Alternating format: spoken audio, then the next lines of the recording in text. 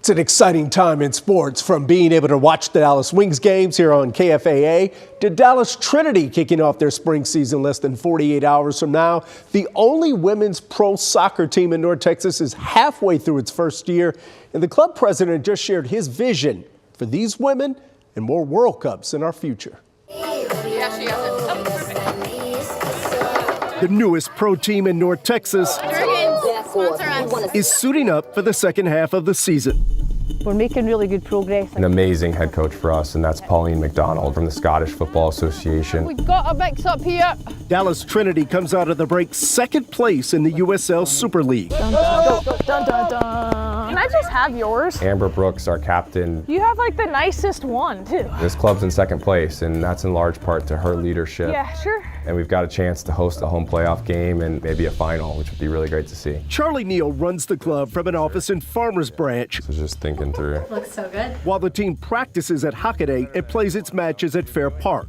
What did you learn in the fall that you'll carry into the new spring season? There's no magical marketing campaign that will turn this into 90,000 people at the Cotton Bowl. This will grow really with investment in youth soccer, investment in young girls.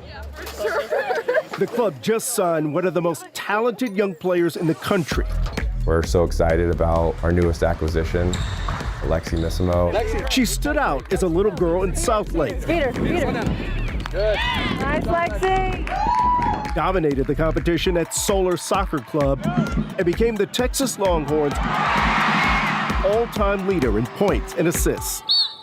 Oh, go on, Lexi, no pressure. And Missimo has At the ground. Yes, right, play. 4 passes. plenty of company on this club. 3, 4, well done. I think it's close to 10 players now that have some tie to North Texas, which is so amazing to see. They grew up in Midlothian, Arlington, Grapevine, Capel, Frisco, Again. Prosper. Yeah, set. But some players had to move all the way to Iceland to go pro. Or France or Sweden or Finland, and now with the team back in Dallas, they were motivated to come home.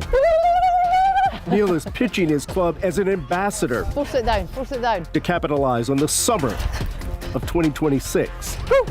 Where are the opportunities leading up into the World Cup? Touch it out, finish. Dallas will be the backdrop of the most popular sporting event in the world. Oh yeah, we're cruising now. I would love a world where our players are taking these international broadcast partners around our community and saying, hey, that's where I get coffee. That's my favorite shop over there. The far one.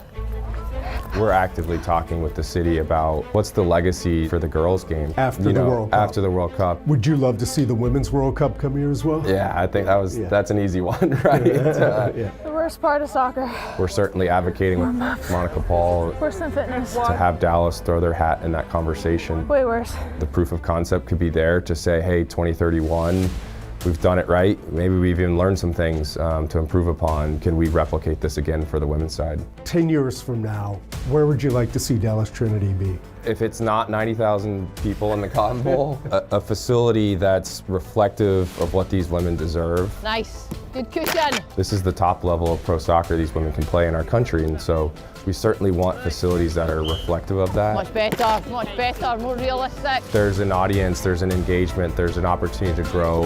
Nice, well done. You know, there's a lot we couldn't include in that story, from free agency to selecting a front of jersey sponsor. The full interview will be streaming right after our newscast on WFAA+.